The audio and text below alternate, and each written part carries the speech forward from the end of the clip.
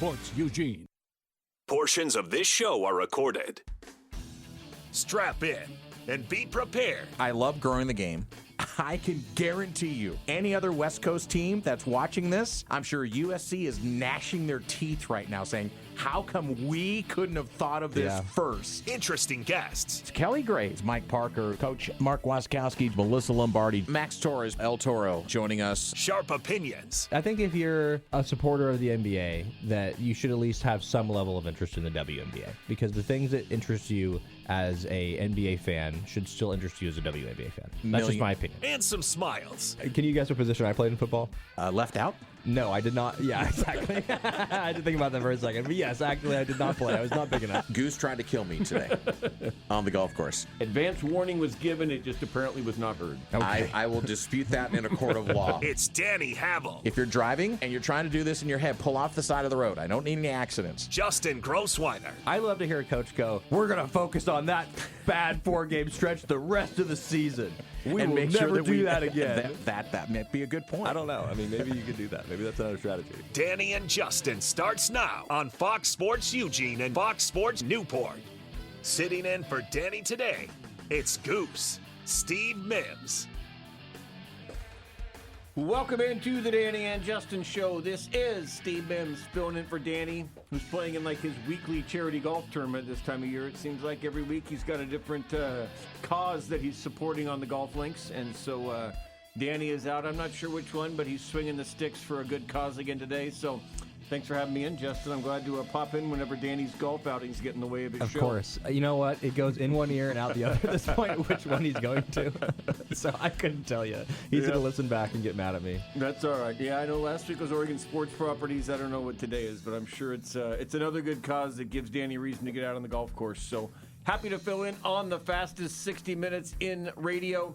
As we come at you here today on KORE, Fox Sports Eugene, and Fox Sports Newport.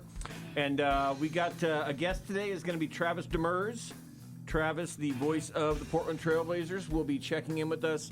We'll be talking about the Blazers, but there's not a lot going on there now, so we'll be talking about the NBA Finals. Travis, who's from New York, is in New York to watch the games with his dad.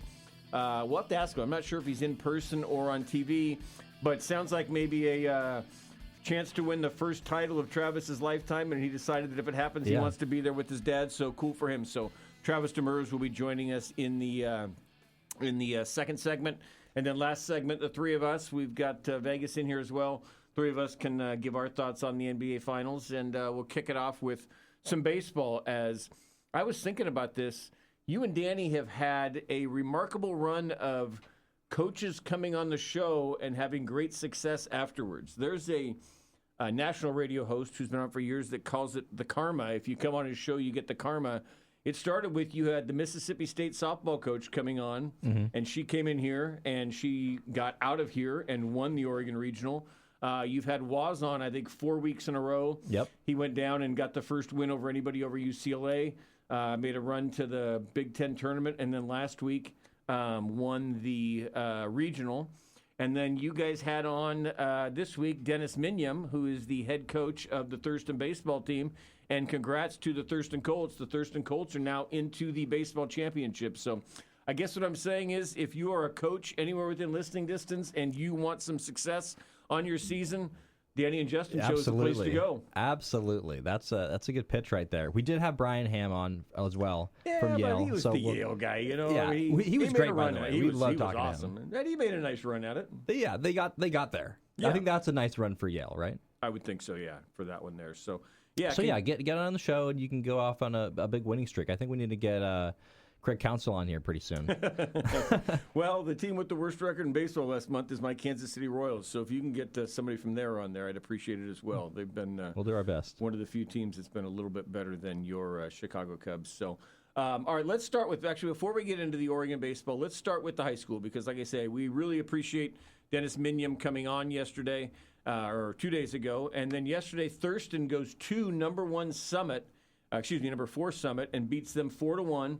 So this is a Thurston team. And Dennis, I thought, was a great interview with you guys. He talked about this team had really high expectations at the start of the year, and then they kind of stumbled. They lost some games to North Eugene. I think they finished third in league. They came in as kind of an afterthought. and then they go on the road to win at number 1 Corvallis and then at number 1 Summit. And now they are playing in the championship game against Central, and that will be at PK Park on Saturday. So really cool to see Thurston get that done. Funny how that works, right? Where you're kind of underlooked coming into a tournament. But it sounds like they had a lot of injuries in the middle part of their season.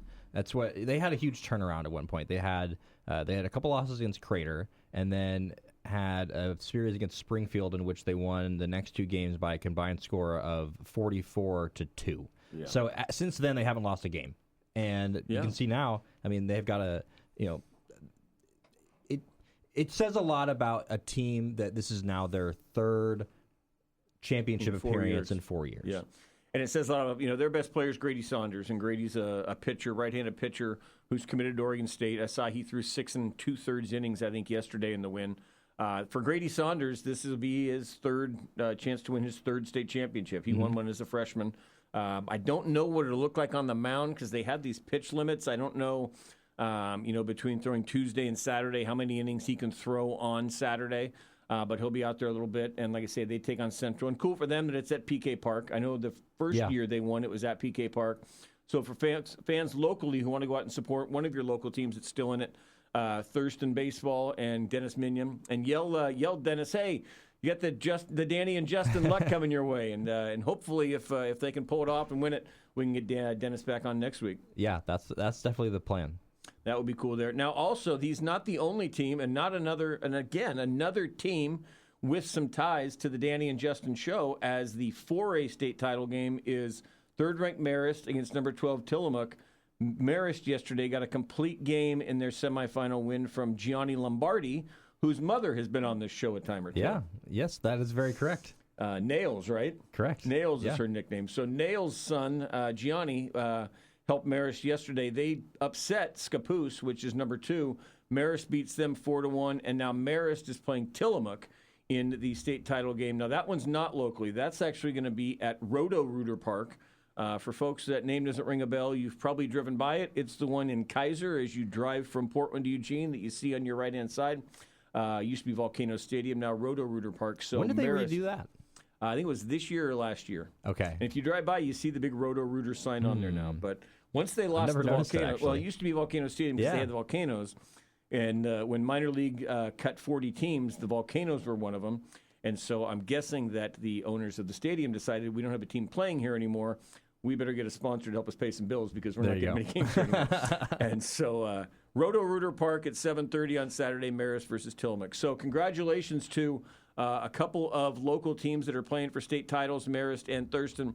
Wish both of them the best of luck.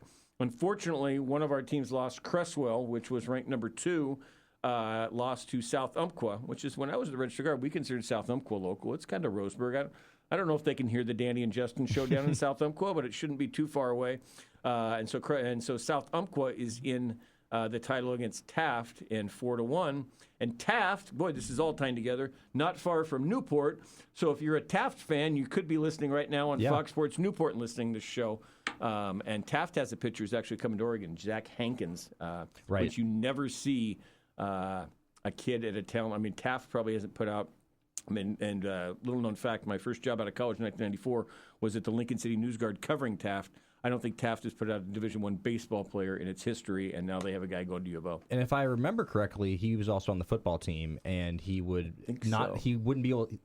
He gave him what they could. Is I think the way the coach described is that he wasn't able. They knew his sport was baseball basically, and that he was going to be good enough to actually really help the team. He was one of their best players, but they knew that he couldn't just dedicate everything to that sport because football or baseball was his future. So. It's working out. And that game is at PK Park. That's the 5 o'clock game. So if you're a Beaver or a Duck fan, Grady Saunders, committed to Oregon State, you can go watch him pitch at 1:30 for Thurston. Stick around if you're a Duck fan, and you can watch Dustin Hankins pitch at PK Park at 5 o'clock. Of course, that's draft permitting. Both those guys could go pretty high in the draft next week. So, all right, let's pivot into the college game where we have Oregon versus Texas in a super regional. It is I shouldn't say the rare half of Mar, but it's a Saturday, Sunday, Monday, which is a different setup. I'm going to express my disappointment at the beginning of the schedule. This weekend, my son is graduating from high school. I was kind of hoping this was going to be a Friday, Saturday, Sunday with every game at like 1 o'clock so I could kind of watch all three of them. It wouldn't interfere with graduation stuff. But it now, basically the NCAA didn't care, and they put these games on at night. The first two are at night, so I'll definitely miss the Saturday game. The Sunday game, we should hopefully be home from dinner from that. And then Monday, if they win, would be a fun one because by that point, you're just kind of ESPN picks between the games are left. So if you have like one or two, that could be like a 10 a.m. or a 1 o'clock start, which would be kind of a fun little matinee Monday. But yeah, it would be right during our show, I think. I think that would be cool. I think that series is going to go 3. You think so? I do. I wouldn't doubt it, honestly. I mean, the way Oregon's playing right now, it's so funny coming into the the regional. I keep on saying that. Coming into the regional, we knew about the bats. Like Oregon's bats had been playing really well. And not that there were like a ton of questions about the pitching. We thought it was a pretty good pitching staff, and the bullpen had some guys that we liked. But the way that it played out, the pitching really carried them. And now it feels like, man, like you got 3 starters that can really like give you 6 innings at least, potentially. And then you have at least 2 or 3 guys in the back end of that bullpen where you feel not just comfortable about, but you feel really good about. And so the offense didn't even play particularly well in the regional, and they have games where they'll just get 12, runs out of nowhere. So I definitely think there's a chance. I mean, Texas is a really good team. I think part of the reason why they're going to have them on, I think they're on ESPN all these games, aren't they? Yeah. So I think it makes sense, right? Because Texas is Texas, big brand. Then Oregon, I think, not necessarily a big brand in baseball, but it's a big enough brand in football, I think, and just as a school where I could see them going like, all right, like people are going to be interested in Oregon. They got some good contrasting uniforms on our ESPN screen. Yeah. Well, and some of the other ones you have, I think Little Rock got in one. Yeah. So some region, I mean, you at least have SEC versus Big Ten, whichever who it is. So I wasn't surprised they put that one on there. And like you say, with Oregon having the 3 good starters right now, they're kind of set up for, because this plays out like a college baseball weekend, a 3-game deal. This isn't like the regional where, hey, if we lose one, we might have to get to that 4th starter and, kind of work our way through a loser's bracket. It's just a straight 3-game series. I think Oregon lost 1 or 2 of those this year. Michigan and UCLA, I think, were the only 3-game weekend series they lost, in part because of that pitching. You mentioned Bradley and Bell now at the back end of the bullpen, an offense that feels like they can put up runs in any inning. We did the show last week from Hamlin Sports Complex where the Drifters are at, and I had mentioned walking in there. The Ducks were practicing, and I just kind of went up to Waz for a minute on his way out and said, you think you got a run in you? And he definitely looked at me and was like, I think we do, and I think we saw it last week. You go through a regional unscathed, it's pretty impressive because you didn't have to work their way through any bracket. They end up beating the rival in a game that was close there at the end, so they were able to. Not worry about saving pitching because you got a week off. But they made it didn't so have to easy get to for a them. desperation game. The pitching made it so easy for him decision-making wise. And I asked him on was it Monday? It was Monday. It was like 8 a.m., That's right. the next day, basically. So I asked him, and I was like, was there any consideration about you're going to have to potentially play next game? And I think the pitching made it so easy for them. He didn't have to do that. I mean, you just run your start out there for 6 innings, and then you got the end in sight right there. So I think it's huge. I mean, I think it's massive. Yep, and it's the same thing this week. I mean, you got your 3 guys again. You don't have to worry about getting into a loser's bracket where you got to get to a 4th and 5th game type things. And so I think this weekend sets up well for them. I think, and I've covered Oregon baseball since the year it opened. I think this is their best team. I know they've had teams that have gotten to super regionals. None have gotten past this point. But I just think this way this team's playing right now, and I know they're going to Texas, and Texas, I think, seats 8,000 to 10,000. I know there's a thing there. This is a team that went to UCLA, which was undefeated, and got pretty chippy with them, and they didn't back. Now, Waz mentioned they backed down in game 1. They did. 2 and 3, they didn't. Yep. They came back in the Big Ten tournament at a neutral site, but again, didn't back down from UCLA and was right there with them.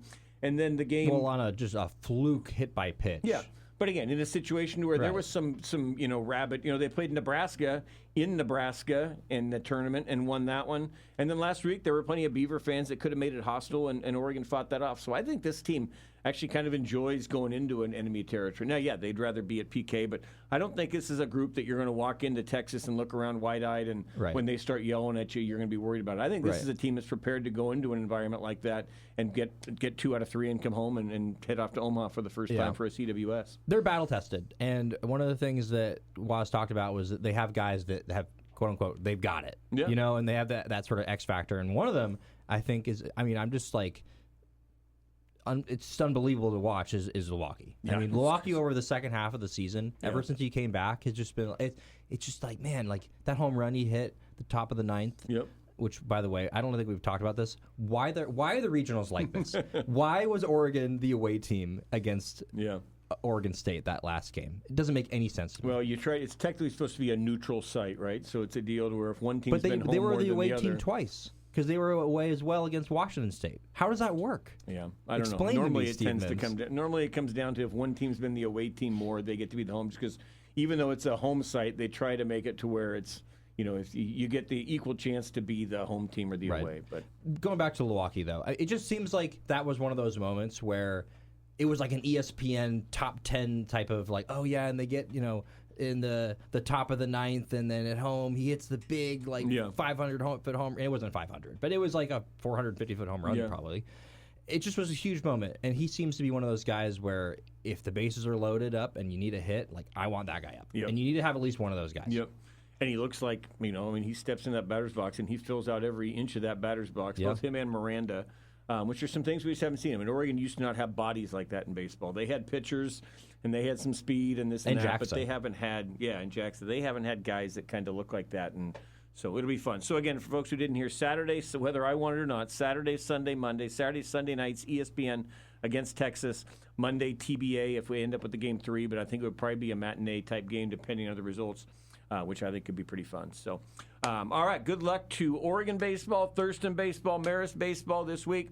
We're going to head into a break. When we come back, we are going to have Travis Demers. You know him of the voice of the Trailblazers here on Fox Sports Eugene. He's in New York. We're going to chat about the NBA Finals. We're going to do a little Blazers with him as well. This is Steve Mims. I'm filling in for Danny. You listen to the Danny and Justin Show on Fox Sports Eugene and Fox Sports Newport.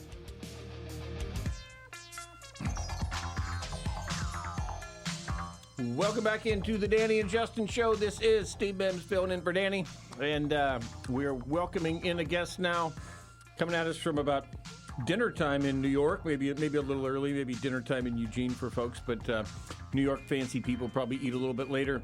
We appreciate his time. He is New York native, Knick fan, and Portland Trailblazers broadcaster Travis Demers. Travis, what is the fan temperature in New York these days? Well, look, people are fired up, right? I mean, the Knicks haven't been to the finals since I was a senior in high school. That's the last time they were in the finals. So people are fired up. I was watching the local news last night with my parents, and the lead story on the WABC news was the Knicks, and they had the sports reporter out there live in San Antonio, and then all of these things from like people, interviewing fans, the man on the street type thing. People are excited. It has been a long time since the Knicks were in the finals. Yeah. And for you, did you have this trip planned, or was it once the Knicks got in, you decided you wanted to go out there and watch them win the first title of your lifetime with your dad and mom?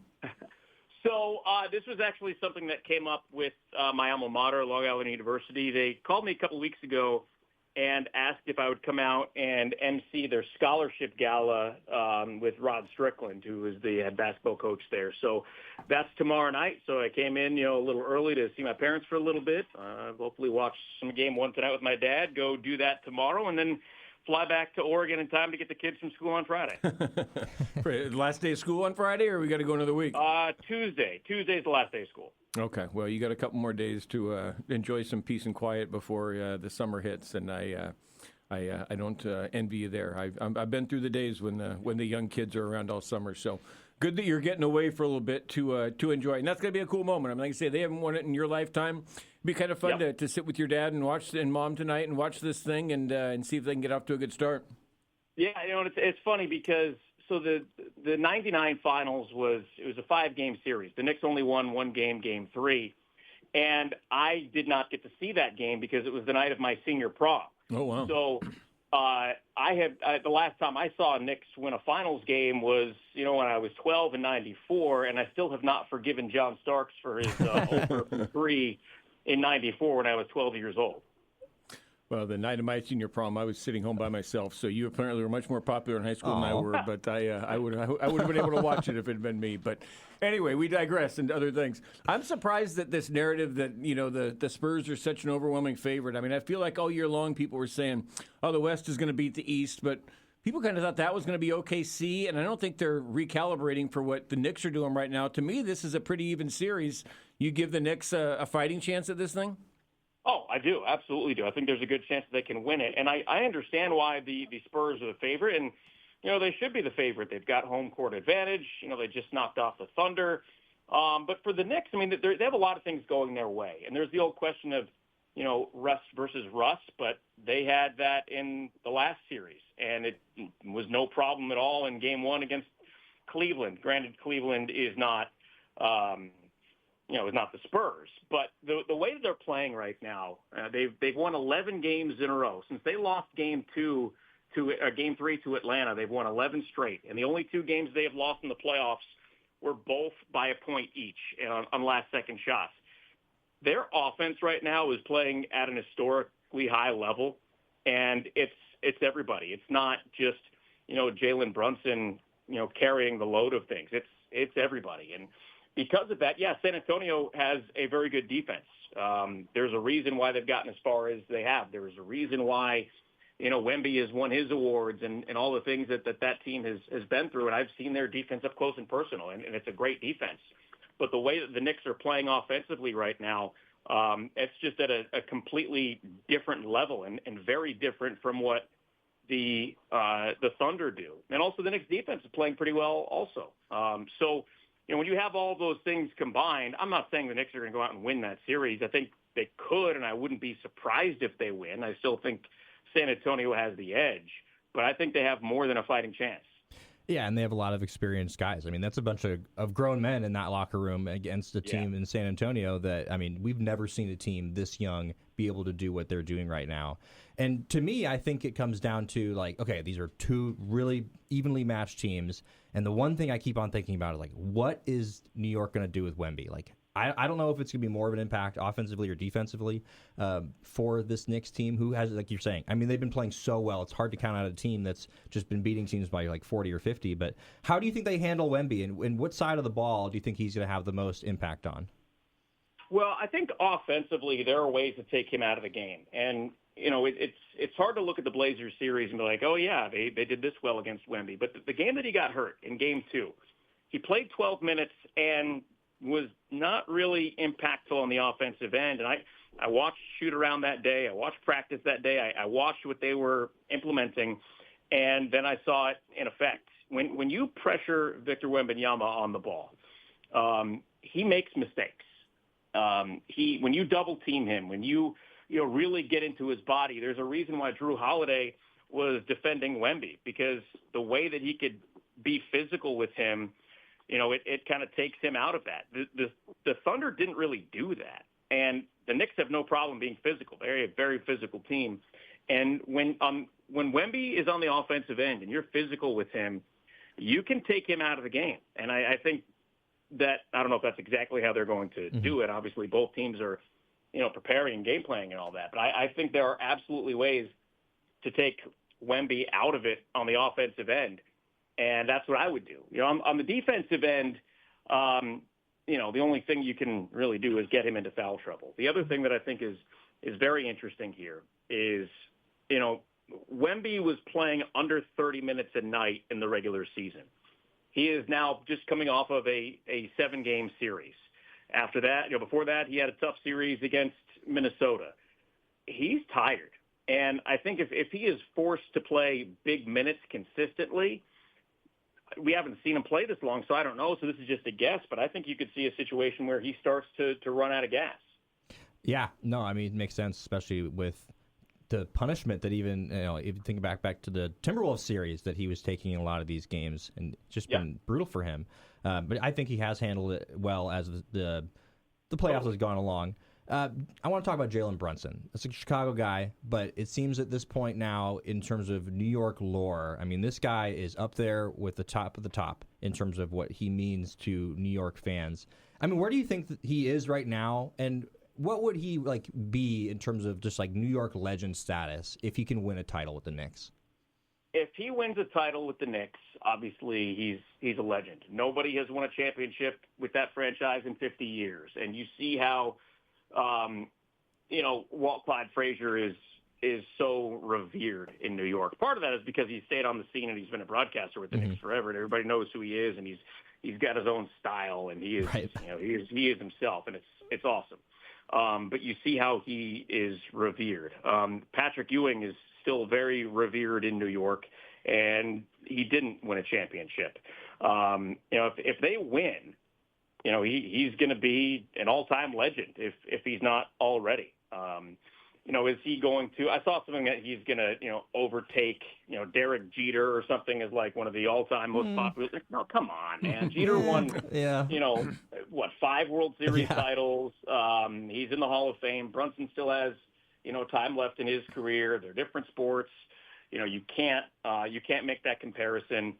But if they do win, Brunson's going to go down as an all-time great in this city. And I think he already has, because he's taken them to places that they haven't been in a quarter of a century.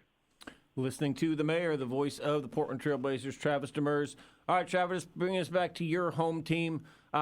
This offseason, do you see, there's talk of the splashy one, whether it be Jaylen Brown or Giannis. Do you see the Blazers trying to do something like that, or do you think more, hey, kind of build around what we had this year, maybe tinker a little bit here and there, but let's run this group back and see what they can do rather than trading a bunch of future assets for somebody that can put it in more of a win-now mode? I don't see a world where they just settle into, let's run it back, let's just put Dame on this team and see where we go. I can't see that happening. The comments from Tom Dundon about, wanting to go out there and make a splash, I think that is going to have an impact. The latest things that I've read about Giannis sounds like he wants to stay in the East. I think it would be a mistake for the Blazers to try and do what the Raptors did and go out and win a championship with a one-year rental and sacrifice your future. I don't even know if that's something that's on the table.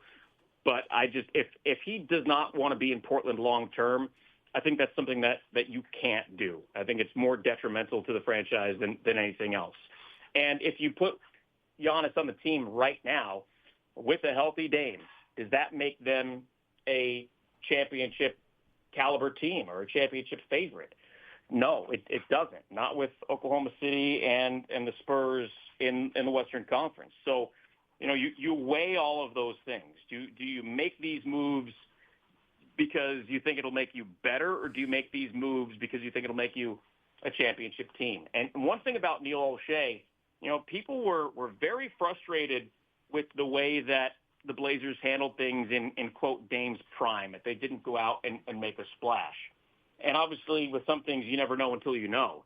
But with Golden State dominating everybody in the Western Conference and pretty much everybody in the NBA, they were never going to go make a big move and sacrifice a ton to be an also-ran. And they viewed things that way, that unless we are going to get enough to beat Golden State, we're not going to beat Golden State, so it doesn't make any sense to go and sacrifice our future. And I think that's something that in a lot of ways you have to take into consideration. I'm not saying go do nothing, but don't do something that's not good enough, and it's not good enough, and sacrifice all of these future assets, whether it be young players or draft picks or whatever. So if that's the case with Giannis, then don't go get Giannis. Is Jaylen Brown available? If I'm Boston, I'm not trading Jaylen Brown. And if I'm the Blazers and he's available, I'd do everything I can to go get him for, a number of reasons. And the money, is irrelevant in that situation. You go do what you got to do to go get your guy. But if they don't make a move like that, and I don't know how many players like that are going to be available this summer, if they don't make that move, I wouldn't look at it and say, well, they didn't try and do anything, because none of that's going to become public. They're not going to come out and say, yeah, we tried to get Giannis and it didn't work. We tried to get Jaylen Brown and it didn't work. They're not going to say any of that. But just because something happens doesn't mean that they didn't exhaust every option, and the options that they had just weren't going to get them in to where they wanted to be. I absolutely think they're going to do everything that they can to go land somebody in that stratosphere. Yeah, it's you only have so many options, right? Because there's only so many superstars in the league, and those are the guys that are the needle movers. So, Right. There's only so many people available. And I think you brought up a great point with the Warriors and not going for it when you knew that they weren't going to be as good as the Warriors. Kind of on the same token of that, I was going to ask you, do you think you almost need to plan specifically for a team like the Spurs or a team like the Thunder? Like, those are going to be the two teams that you're going to be facing. Don't you kind of have to make moves that are almost like, I don't know who matches up with Wemby, for instance. Like, there's obviously a certain plan with the ball pressure, obviously, and then you have to have it. Right. Is he available? Well, certainly not Chet Holmgren. Gumby, damn it. But my point is, like, do you have to make moves specifically thinking about, we're going to be facing against the Spurs, we're going to be facing against the Thunder? Like, how do we match up against those specific teams? I think in some ways you do. I mean, you look at Minnesota, the way that they've built their team, one of the ways that they have done that was to try and beat Denver, and it's worked. So, but then you have somebody else. You have the Spurs, you have the Thunder. When you start doing that and you start saying, okay, this is our biggest competition, and this is the team we need to build ourselves to beat, you're getting into a situation where now there are other teams that you might not be as equipped to beat. I don't think the Spurs did anything to say, okay, we're going to go build our team to go beat the Thunder. And if they did, like, okay, we need to go, do whatever we can to combat SGA. Well, what they did was they put together their own team that now you look at and say, okay, we got a game plan for this guy. That's what you have to do. Like, yeah, you've got to be mindful of the teams that you're playing. You're not going to build a team that's overly small and think Right. you can compete with either of those teams. But you have to build your best team. And in the process, when you do that, you might find somebody else that other teams are now like, man, how do we deal with that guy?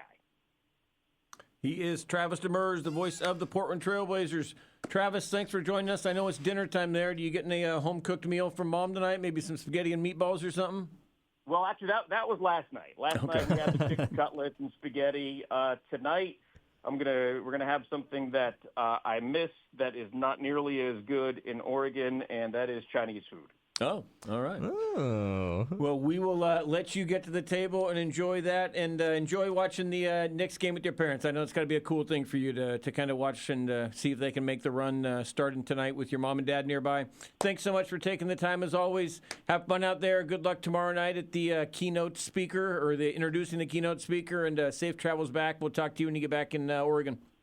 Always, guys. Appreciate you. All right, Travis Demers, voice of the Portland Trailblazers. All right, we're going to head into a break. When we come back, you will get Justin, me, and Vegas breaking down the NBA Finals. We'll give you our thoughts and our predictions on the eve of Game 1 here in about 3 hours. All right, this is Steve Mims. You are listening to the Danny and Justin Show on Fox Sports Eugene and Fox Sports Newport. Welcome back into the Danny and Justin Show. I appreciate Travis Demers joining us year-round. Doesn't have to be in season for the voice of the Blazers to join us. And Kevin Adams from New York. It's a cool story that he's been able to just kind of worked out. It sounds like he had this opportunity as LIU, his alma mater, brings him out there, and happens to be out there at a time that the Knicks. Probably the only disappointing part for him is that it's not in New York when he's there, because that would be a pretty cool vibe to be kind of around the town when that all's going on. But all right, well, let's chat about it. We got three of us here chatting about this one. I'm going to start off. I think that the fact that I think the Knicks are going to win it. I think the Knicks are going to win it in 6. Really? I think they should be favored in this series. I think the whole reason they're not, there's been this narrative all year long that, well, the West, whoever comes out of the West is going to win, and it doesn't matter. And part of that was people thought it was going to be this Oklahoma City team going for 2. It's not. It's a San Antonio team that's not only a little bit more inexperienced, but also beat up. And you're not taking into consideration the fact that this New York Knicks team is not the team it was in the regular season. They're on a historic 11-game run. They're playing great. I think that's going to be a good series. I think it'll be close. I think talent-wise, Wemby's so much larger than anybody else, but I think that the Knicks have a deeper team. I think if you just were sent from another country in here as a basketball fan and looked at it, you would pick them, except it's just been all year long. People have been like, oh, the West is going to win. The West is going to win. Right. So I say it's the Knicks in 6. Vegas, what do you got? I'm surprised you're saying that, because I was going to say the exact same thing. And I feel like for both of us, I mean, it's more of a crazier take than the safer option saying the Spurs are going to win. I don't think it should be, though. I just think agree. it's crazy that people are acting like it would be this huge upset if the Knicks win. And I completely agree with you on that, especially with, a well-rested Knicks team. Yeah. I mean, it does raise questions whether they can continue that momentum after being off for pretty much a week and a half. But they did that after each of the first 2 series, too, That and is picked true. it right back up. That is true. And I will say for Game 7s, teams coming off Game 7s, they're 3-14 against, or they're 4-13 actually against teams that came off a sweep. Okay. Yeah. So, and if they get Game 1 tonight and suddenly, and that's the one thing I look at San Antonio has going for them is home court. If home court gets thrown away tonight, then it even falls bigger into this. I don't know how many games the Knicks are going to have to win before people, I could see them losing tonight and still like the DraftKings betting line would be for the Spurs to win the series. There's just, for some reason, people are not recalibrating what has happened in the last month in that Oklahoma City went out, a young Wemby has played 30 minutes all year long, and now he's playing 45 to 50 minutes a game. He's had a short break, an emotional win, and these Knicks are full of veteran teams that have played together for a while are all fresh and ready to go. I don't get it. I also agree that this should be looked at as an extremely close series. Like, I'm totally with you there. I mean, no team, like the way the Knicks have been playing, should be overlooked. I mean, they're just beating teams by 40, 50 points. I mean, literally, like, not just theoretically. So the thing that I think this is as good as it gets, by the way. I mean, this is a New York team, big market. Ratings are going to be sky high. Exactly. And then you have Wemby coming off of a series against the other team that people think is the best, OKC, the team, sorry, Blaze, that everybody wanted to lose. And that it feels like Wemby's sort of taking that mantle of maybe the best player of his era right now. And so you have 2 teams of destiny, right? You have Jalen Brunson and the hero of New York that's going to bring them to the promised land. But then you have Wemby, who's this, unbelievable talent that we all know at some point is probably going to be the best player. And it could be right now. So, to me, I don't know how they're going to solve the Wemby problem. And I think that the geometry is a little bit different when he's out in their court. I guess my question to both of you, I was asking Blaze about this. I didn't know what your takes, Goose, were going to be coming into this. But do you think that New York is a better team than Oklahoma City then? Because, I mean, I think that's what you'd have to be saying if they're going to beat the Spurs.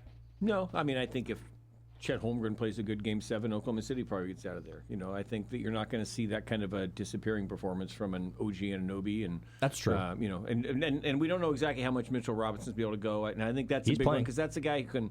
And I don't think he's not a skilled offensive guy. I don't know that the hand, but it's probably a pain I do tolerance think thing. that especially with those New York guys, they're going to throw some elbows into Wemby. They're going to try to be physical with him. I think New York's definitely deeper. I mean, I think their starting 5's better. I like Castle and Harper, obviously. But again, it's kind of some young guys in their first one. I'd rather bet on Josh Hart and Mikal Bridges and guys who've been to semifinals or finals, and Jalen Brunson. I'd rather bet on guys like that right now than on some young guys. And the rest of Spurs, I mean, if you're getting into Harrison Barnes and Carter Bryant, I think the Knicks are deeper, probably a little bit more talented. I don't know that they were more talented than because I just think that but again, that Oklahoma City team at the end, we thought it's this 3-man Shea's the MVP, Chet's really good, and Jalen Williams is an All-NBA type player. They had 3 All-NBA players.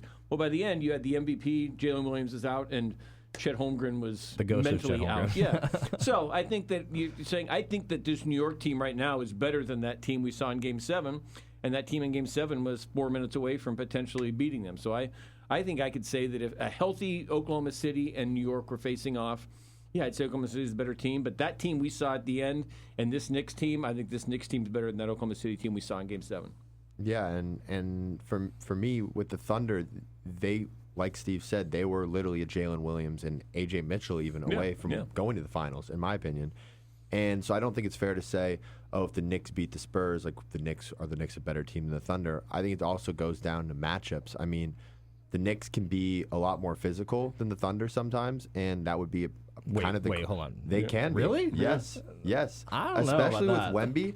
OG They'll push him Anunoby is around normally the matchup for Wemby, and OG Anunoby is known for his defense and along with his physicality. And I think that Wemby, I'm sure, will have a 30, 35 plus point game at one point in this series, but I think Anunoby is going to give him a really hard time, and especially with Mitchell Robinson, a more physical rim protector than Chet Holmgren. Chet Holmgren is also known for his rim protecting, but not necessarily his physicality either. Yeah. And I think just all of those guys, especially with quick hands with Josh Hart and Mikal Bridges, I think they're going to force so many turnovers out of the Spurs. And turnovers have been the story of the Spurs' playoff season. I mean, they've been terrific in every other category, But turnovers, I mean, it's kind of been what has actually lost them the games. Yeah. And it just goes to show with their lack of experience in these high-tension playoff moments. I'm with you. Castle, I mean, what did he average? Like 6.5, 7 turnovers in that series? 20 turnovers in the first 2 games, too. No, I mean, he had like 7 or something like that in Game 7. So, I mean, if they do that, then it's over for them. Absolutely. I think the other guy that if I'm looking at for the Spurs, and he's the dynasty starts after you guy, is De'Aaron Fox, who I don't think he fits the team even a little bit at this point, although he does have a couple games where he'll go in there and get 18 points on. But I think he needs to be big for them in the series. He does. He is a guy who's at least a veteran and has had some playoff experience before this. So I think for them to be good, you might need this to be the De'Aaron Fox series where he comes out and wins a game or two for him. It's absolutely true. I mean, I think that I'm not going to completely disagree with you that the Knicks are a little bit more deep on the back end of the rotation. But I think if you look at the first, 6, 7 guys, I think it's really even. So I definitely think the Knicks, it's going to be important for them to win Game 1. But I also agree with you that I don't think that because we did this with the Thunder too. We kind of anointed them before it actually they started a dynasty. We were like, oh, who's going to beat the Thunder for the next 10 years? And then there was a 1-year dynasty, right? So I think that there has been a little bit of an anointing for the Spurs, and the the Knicks have an opportunity to put them on their back heels, and then we'll see. Then we'll see what a team like the Spurs, when they actually get a punch in the mouth, which, by the way, they did in, Game 5 against Oklahoma City. So we've kind of seen some resiliency from this Knicks team, or the Spurs team, but I do think the Knicks, based on their experience, there is a chance that they're just a bunch of grown men, and that they're just running into a bunch of guys that are just learning how to figure it out, and they're talented, but they're just not quite as seasoned as this Knicks team, who have a bunch of guys that I think want to win a title right now. This is their time. And if they get home court, they win tonight, and it gets home court. If they get to a Game 6 with a chance to clinch, that place is going to be so crazy. I'm not sure that even, again, the 3 young guys suddenly trying to go out when Madison Square Garden is an all-time fever pitch. I'm not sure that they get out of that thing alive. So I think that's why if they can get it and turn this thing into a Game 6 at home, I think that would be a massive deal for them. I'm not quite convinced by you guys. You guys are making some good arguments. I still lean Spurs. So okay. I'm going to go Spurs in 7 still. So okay. I just think that when Wemby's out there, and if he gets injured, then of course the Knicks are going to win. But I just think that his defense and how much he changes people's shots. I mean, I've never seen players run into the paint and look at a guy and just turn around, and they're just all right, well, this isn't going to work. There's no point in doing this. So we'll see. We'll see how they handle all of it, and I think that it's going to be a great series. I think it's going to go 7. I think this is as good as it gets, honestly, in terms of a series. Yep. No, and I think you're right, Brunson. You're going to see a lot of dribbling in and then dribbling out, but they've got some shooters. I mean, Bridges can hit. Josh Hart was really hot in the last series. Doesn't always happen that way for him.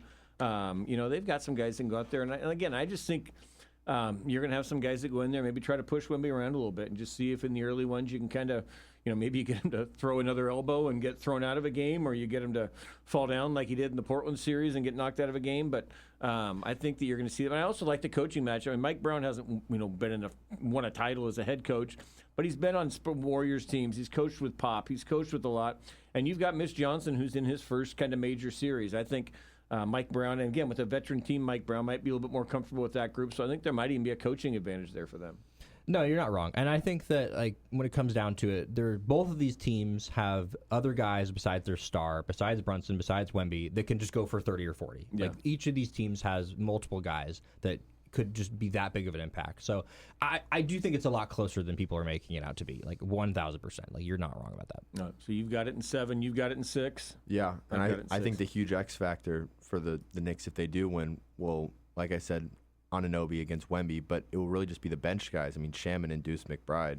Yeah. Shamet last series against the Cavs, 11 for 12 from 3. Yep. He missed 1 3, and he made 11 of them. That's ridiculous. He's due to miss. You can see, but you can also, we're down to a short sample size. It's not if he had done that in the first 7 games of the year, you'd say he can't keep that up over 82 games. Now you're just saying, man, keep this up for 4 or 5 more games. We don't need you to do this in the long run. So once the sample size gets smaller, some of these, there may be a game, like I say, a De'Aaron Fox goes for 38, and it's just this time of year, somebody can pull something out. We saw it with Caruso in that first game of the San Antonio series. What did he go for, 33 or something? And then he kind of got worse as it went along. So there's two guys, get some crazy performances. Two guys, I think, on the Spurs that could do that. They could have their real breakout performances. And I'm not going to name Dylan Harper because I think he's an obvious one. I think we could see a really big Devin Vassell game at some point, because I feel like he's one of those guys where if he was on another team, like he'd be averaging way more points and he'd be way more of a focal point. The other guy I think is Julian Champagnie. This guy has continued to surprise me. Like game after game after game. It's like he's like the one where you're just like, well, I guess we're gonna be fine with him taking that shot, and then he just makes it every single time. So I could see a game where he just goes for 35, and it becomes a huge point of the series. Yeah, again, small sample size. It happens now. Yeah, and what I will say about Devin Vassell is I think for him in the playoffs alone, he's been like the sleeping hidden factor for the Spurs. I mean, his defense alone, sadly, he matched up against Chet really well. He played really physical and good defense, and his perimeter defense is terrific as well. And on top of that, I mean, we've seen it. He can shoot the hell out of the ball. He shoots really well, and he's a perfect complement to Wemby. Yeah, he's a perfect complement, and I'd be shocked, to be honest, if the Spurs could even, retain him when his contract ends up. Because I know a lot of other teams seeing him in these past series will be like going after him and trying to get him to go along with them. Well, wasn't Keldon Johnson the sixth man of the year? He was the sixth man. It's kind of a joke, I think. And my thing about that is with Keldon Johnson, no one has ever said, wow, Keldon Johnson won us that game. 100%. I was poking fun at them. And that's why my belief, I'm so against that Keldon Johnson sixth man. In my opinion, it should have been like Tim Hardaway Jr., who has actually won the Nuggets some games in crunch time minutes, versus Keldon Johnson, who didn't even have the stats for it, in my opinion. Right. So, but the guy as well, though, that I think has been, to my chagrin as a Bulls fan, really impactful for the Spurs has been Luke Cornett. I mean, unbelievable that this guy is making as big of an impact as he does. Down block that was the biggest game. Play of that game. Yeah.